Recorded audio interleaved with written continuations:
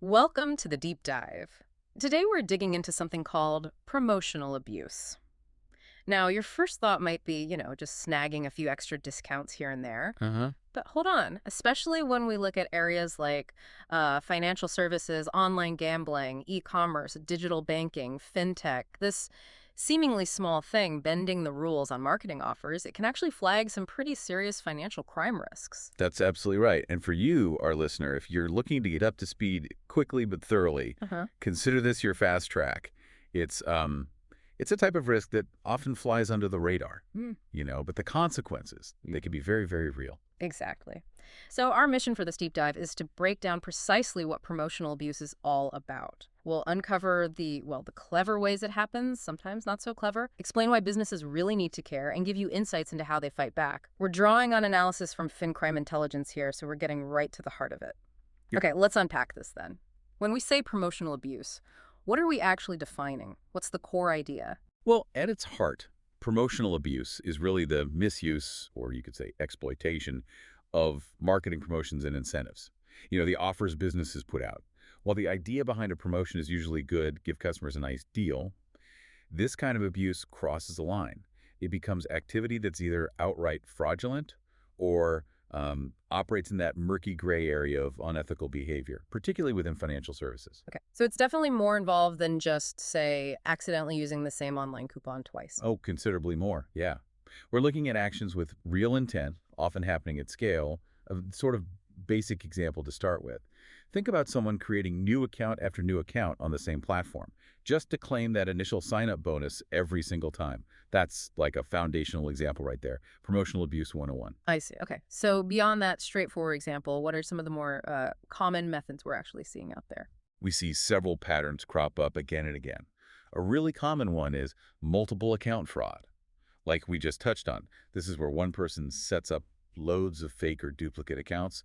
The goal: redeem those promo offers over and over, basically gaming the system for profit.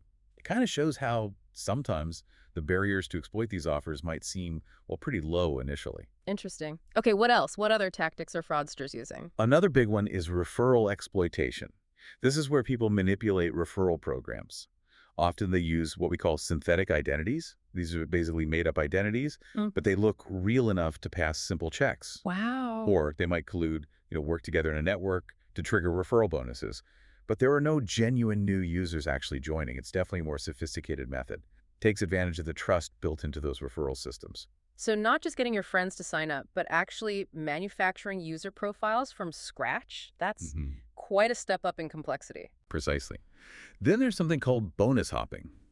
This is where users strategically jump between different platforms.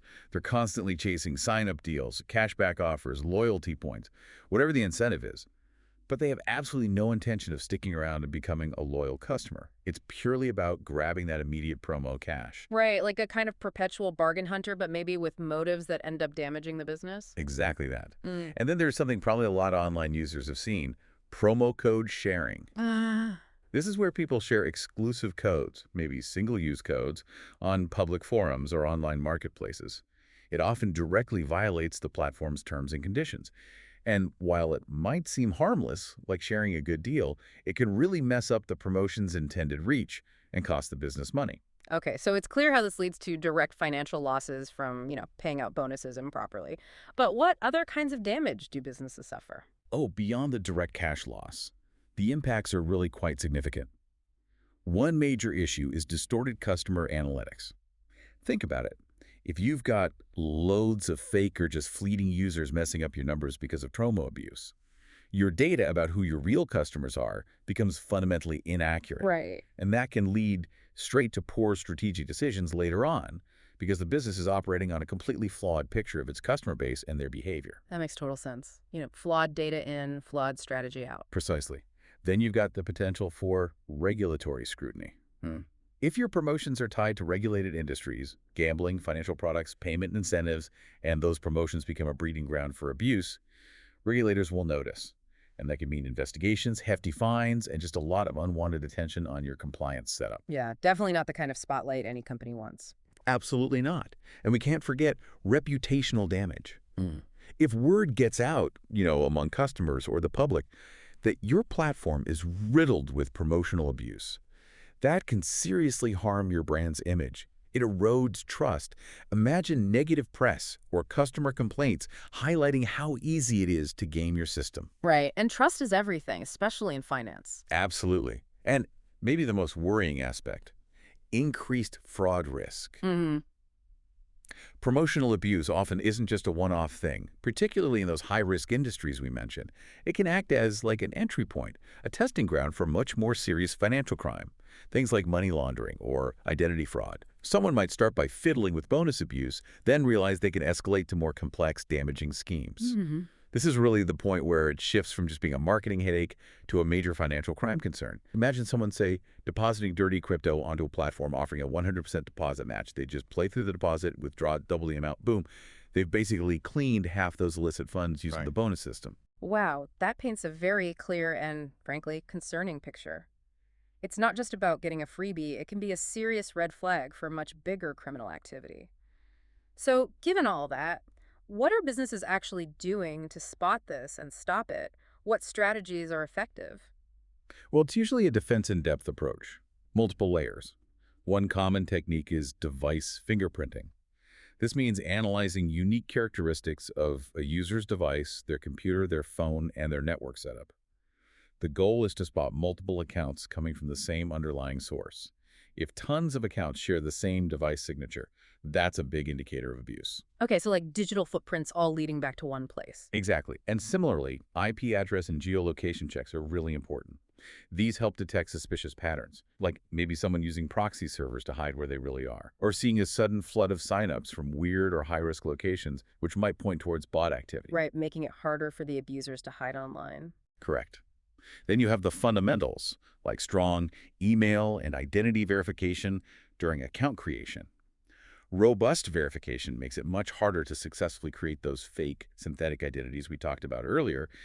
Good verification just makes it way tougher for fraudsters to set up lots of fake accounts. Basic security hygiene, but sounds absolutely crucial here. It really is. Velocity rules are also key. These are systems designed to flag unusual spikes in activity, like someone trying to redeem promotions repeatedly in a really short time frame. If somebody tries to claim a bonus, say 50 times in an hour, that's a massive signal something's wrong and needs looking into. Makes sense. A legitimate user probably wouldn't be doing that rapid fire kind of thing. Not usually, no. And specifically for referral programs, businesses use referral integrity checks. These systems scrutinize the connections between the users claiming referral bonuses. They look for patterns suggesting collusion or manipulation, rather than genuine introductions of real, new users. So actually checking if these new referrals are really new and really connected. Yes, exactly. And more, businesses are turning to artificial intelligence and machine learning. These advanced technologies can crunch huge amounts of data in real time. They can spot subtle, complex behavioral patterns that might signal promo abuse, things that simpler rule-based systems might completely miss. It allows for a much more dynamic, adaptive defense. Okay, so AI is joining the fight now. Interesting. Now, you mentioned regulatory and compliance aspects earlier. How exactly does promo abuse fit into that world? Right, this is where it gets particularly serious, especially in those regulated industries, financial services, online gambling, payments. Promotional abuse under certain conditions can actually be classified as straight-up fraud, or even a type of money laundering, if illicit funds are being moved or hidden using these bonus mechanics, like that crypto example, depositing dirty money, using a bonus, withdrawing cleaner money. That definitely ramps up the risk level significantly. It really does. And because of that, compliance teams in these firms need to be proactive. They have to build patterns of known promotional abuse into their transaction monitoring systems and rules. They also need to do regular, thorough audits of their marketing campaigns, their bonus payouts, looking for any weird spikes or suspicious activity that could indicate abuse, or worse, underlying crime. So it's not just a marketing problem to fix, it's a core compliance risk they have to manage actively. That's it, exactly. It's also vital that customer onboarding controls, how easy it is to open an account, are tightly aligned with whatever promotions are running. You can't have really lax onboarding if you're also running aggressive promo campaigns that attract abuse. That's asking for trouble. And close collaboration, information sharing between the promo teams and the anti-money laundering, the AML teams, absolutely essential to spot and escalate suspicious behavior that might signal bigger issues. Got it. Teamwork across departments sounds critical here. Totally. And importantly, if promotional abuse does lead to financial gain through deception, these regulated firms often have a legal duty to report it. They do this by filing a suspicious activity report, a SAR.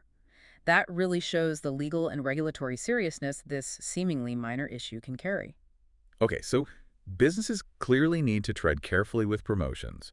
How can they possibly strike that balance?